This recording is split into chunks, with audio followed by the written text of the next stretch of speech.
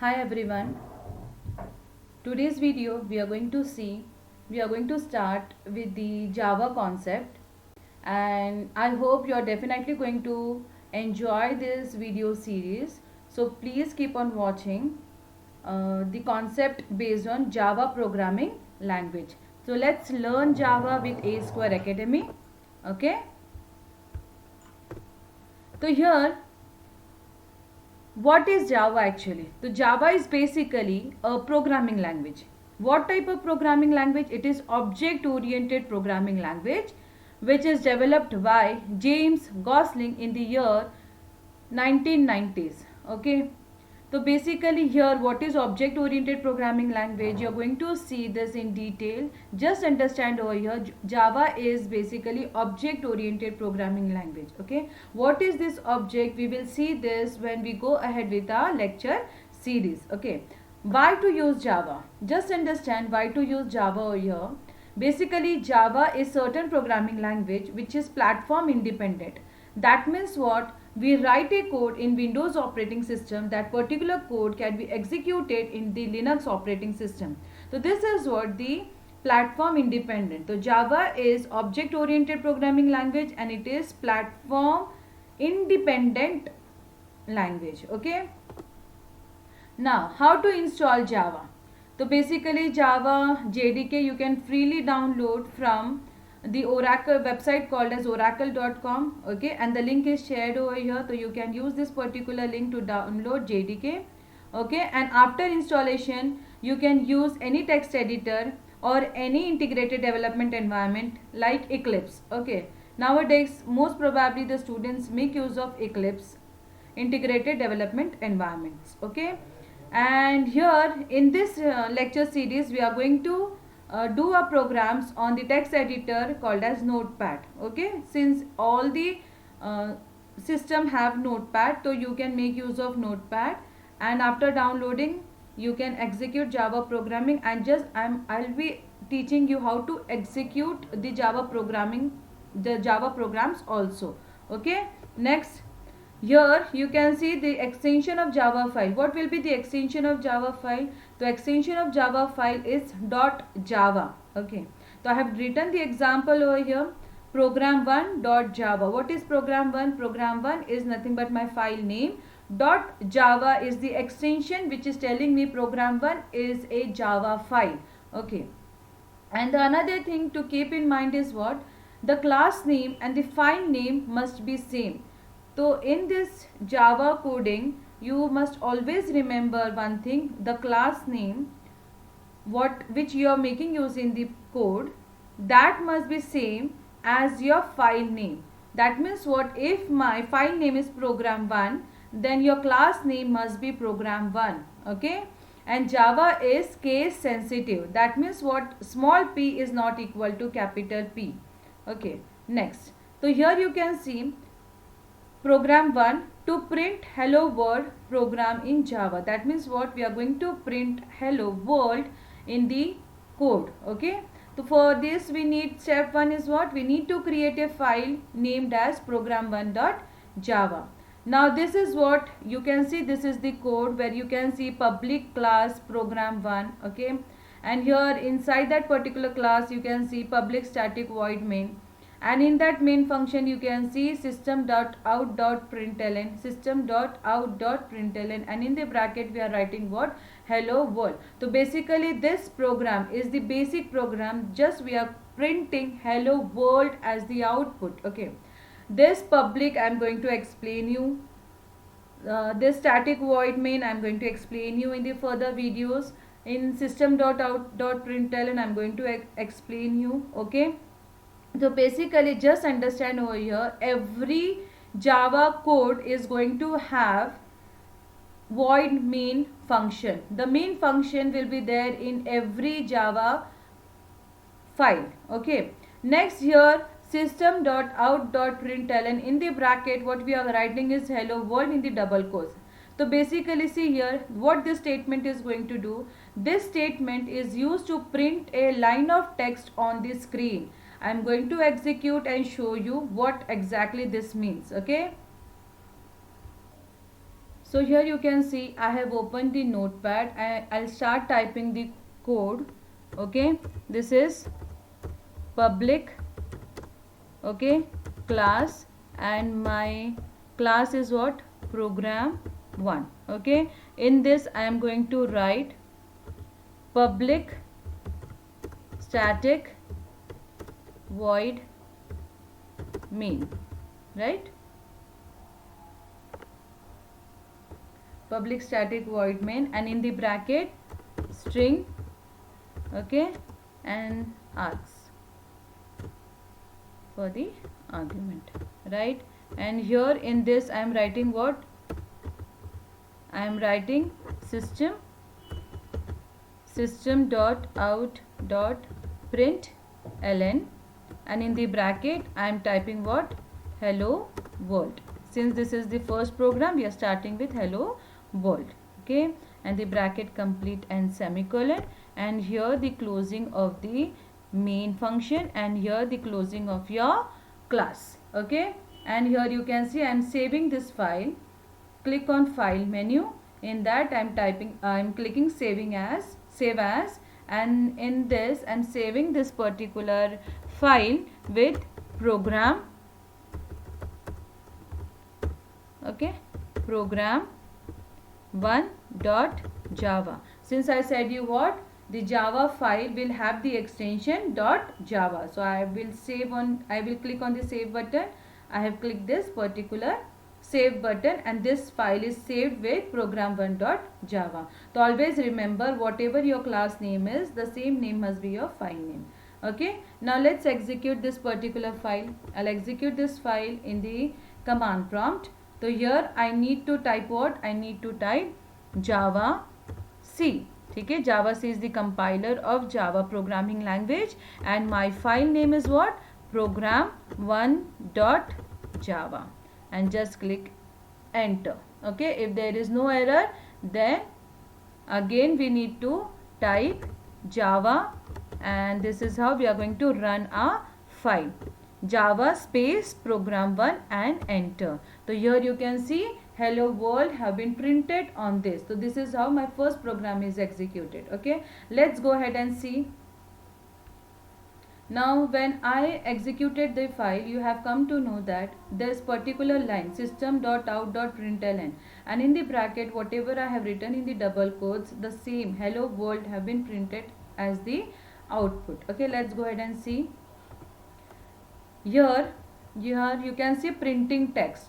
So while printing text, use double quotes to print the text. Example, in the double quotes, see here, please enclose me in the double quotes. This is what the example I have taken. Next example is I love Java programming language. So this two are in the form of text. That's why I have enclosed these two things into the double quotes. Let's go ahead. So this is what the more example. You can see hello world, I am learning Java, it is awesome. So whatever text you need to print, it is always enclosed into the double quotes. Next, again here you can see like this println. You have seen here, this is what the println. I have made use of println while system.out.println. Now you are going to learn print function or print method. So here there is also a print method which is similar to println. The only difference is that it does not insert a new line at the end of the output. So basically when you write println, then the cursor is moved on the new line, and when you just write print, the cursor remains on the same line. Okay, cursor remains on the same line.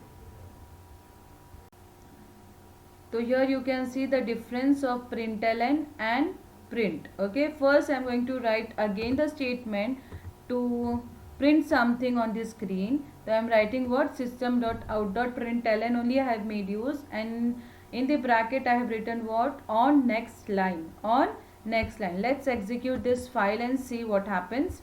First we need to compile the file. Okay, compilation command is what? Java C space P capital program 1.java. Okay, and enter. No error, then it allows us to execute the file. And this is what? Java, just we have to write without C, Java and program 1. Okay, and enter. So here you can see hello world on the first line, and on next line you can see the statement on next line. Let's go ahead and see with print. Okay, what happens with print? Again I'm pasting this, and here you can see I have removed ln, and I just wrote print. Okay, Java is good. I wrote this thing. Okay, double quotes complete and bracket complete and semicolon. Save the file and come here, execute the file. First compile. I have compiled the file, and then I'm going to execute the file. Okay, so here you can see I have executed the file. So here you can see hello world on next line and Java is good. Okay, why this is coming on new line? Because your first println said that the cursor will be on the next line. Now let's go ahead and type the new line over here. Okay, here I'm pasting, and here you can see the difference now. Okay, you can see the difference. Double quotes, I have applied some space, and here I'm writing see difference. Okay, see difference, bracket complete and semicolon. Save the file, command prompt, compile the file. Okay, and execute the file. Here you can see the difference. Java is good. On the same line it has displayed the message see difference. Okay, so print is the method which keeps your cursor on the same line. It do not take your cursor on the new line. This is what the difference between println and the print method. Okay, I hope you have understood this concept, println and print. Okay, likewise you can print the numbers as well using system.out.println. Text you have enclosed into the double quotes, but for numbers you're not going to enclose it into the double quotes. Simple, you're going to write the number system.out.println, and in the bracket you're going to write whatever number you want to print. Let's execute and see this as well. Okay, so I have typed here 3 lines. Okay, system.out.print, I have made use of print function. Okay, and here you can see in the bracket I have written what 5. In the bracket I have written what 5. That means what I need to print 5 on my output screen, and here I have made use of println. Okay, println, and here it is telling me what 8. Next print. Okay, system.out.println. Again println method I am making use of, and I am going to print 10. Okay, and this semicolon. Save the file, compile the file. Okay, so here you can see I will compile the file first, then I'll execute the file. Okay, change the spelling, system.out.println. Save the file again, compile the file. Okay, compile it, and here you need to execute the file. So here you can see you can see the difference of println. Okay, so here you can see the difference. First in system.out.print I have made use. So here you can see.